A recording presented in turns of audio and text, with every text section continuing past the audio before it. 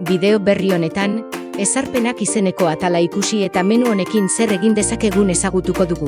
Lehenik eta behin, joko berri bat sor dezakegu. Joko bat aukeratu edota aukeratutako joko bat ezabatu. Horretarako, jokoa izeneko botoia klikatuz menua zabalduko dugu. Joko berri bat sortzeko, laukitxoan adibidez froga hitza idatziko dugu, eta ondoren laukitxoaren kanpoan klikatuko dugu. Automatikoki joko berri bat sortuko da. Hemen dugu idatzitako hitzarekin sortutako jokoa, eta jarraian konbu hitza agertuko da modu lehiakorrean bagaude, eta modu kooperatiboan bada. Joko bat aukeratuko bagenu, behin kargatu ondoren, azpian dugun menua erabiliko genuke beharrezko aldaketak burutzeko. Behin aldaketak eginda jokoa gorde dezakegu, eta behin gordeta dugula berriro ere karga dezakegu nahi edo behar dugunean.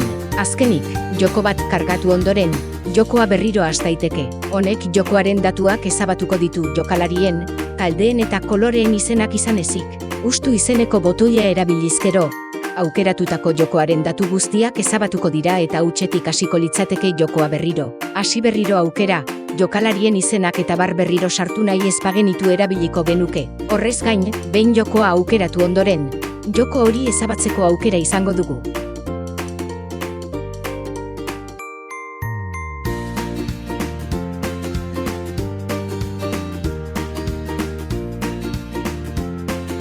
Joko bat aukeratuko bagenu eta ondoren kargatu botoia sakatu, joko horri dagozkion datu guztiak, mapak, taldeak, helburuak, eta bar kargatuko lirateke eta aldaketak burutu ostean, berriz gorde genezake gorde botoia sakatuz.